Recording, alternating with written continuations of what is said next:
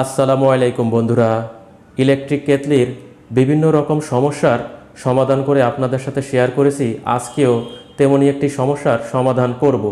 এই যে দেখেন থার্মোস্ট্যাট সুইচ, তা আমি অন করে নিয়েছি এবং এই যে বেস প্লেট রয়েছে তা খুলব এবং কী ধরনের সমস্যা হয়েছে চেক করব এবং সমাধান করার চেষ্টা করব।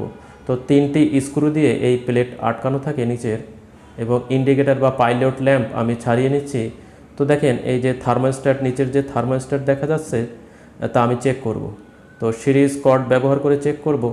এখানে মিটার ব্যবহার করা যায়। তো দেখেন আমি প্রথমে হিটিং এলিমেন্ট বা কয়েল চেক করছি, কয়েল ভালো আছে। এই যে আমার সিরিজ ল্যাম্প জ্বলছে, হালকা আলো দেখা যাচ্ছে।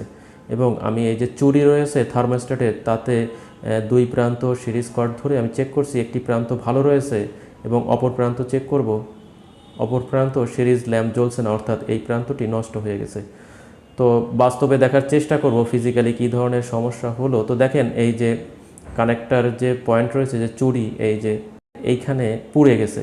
তো প্লাস্টিক পুড়ে যে কানেক্টার রয়েছে বা নিচে যে থার্মোস্ট্যাট রয়েছে তা নষ্ট হয়ে গেছে এবং ডিসকানেক্ট হয়ে গেছে। এ কারণে মূলত কেটলিটি অকেজো হয়ে পড়ে আছে বা চলছে না বা পানি গরম হচ্ছে না। তো আমি একটি সকেট ড্রাইভার ব্যবহার করে থার্মোস্ট্যাট খুলে নেব। তো 3টি নাট দিয়ে এই থার্মোস্ট্যাট আটকানো থাকে, ছোট ছোট নাট। তো আপনারা কম্বিনেশন প্লেয়ার অথবা নোজ প্লেয়ার ব্যবহার করে এভাবে খুলতে পারেন যদি সকেট ড্রাইভার না থাকে। তো দেখেন থার্মোস্ট্যাট আমি খুলে নিয়েছি। এবার যে কানেক্টর রয়েছে, ক্যাবেল যে ক্লিপ দিয়ে যে কানেক্টর লাগানো রয়েছে, তো আমি খুলে নিচ্ছি এবং এই থার্মোস্ট্যাটটি বাতিল করে দিতে হবে বা পরিবর্তন করে নতুন একটি থার্মোস্ট্যাট ফিটিং করতে হবে। তো দেখেন এই যে নতুন একটি থার্মোস্ট্যাট, ঠিকই ওই যে মডেল ছিল ওই একই মডেলের একটি থার্মোস্ট্যাট আমি নিয়ে আসছি, যা মার্কেট থেকে 50 টাকা থেকে 60 টাকার ভিতরে আপনারা পেয়ে যাবেন। তো এ ধরনের পার্টস মূলত ইলেকট্রিক স্পেয়ার পার্টস, যেখানে এসি, ফ্রিজ অথবা রাইস কুকার, ব্লেন্ডার এই জাতীয় মেশিনের যে পার্টসগুলো বিক্রি করা হয় সেখানে পাওয়া যায়।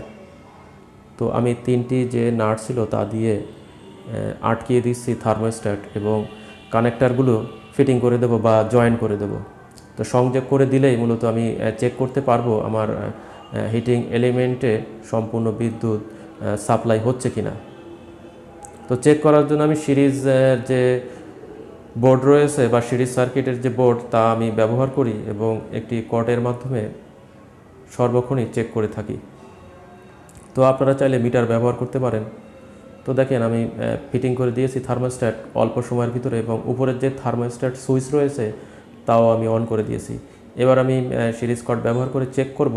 দেখেন সিরিজ ল্যাম্প জ্বলছে এবং এই দেখেন দুটি যে কানেক্টর রয়েছে চুড়ির মতো, এই কানেক্টর দুটি যখন স্পর্শ করছি আমার সিরিজ বাল্ব জ্বলছে।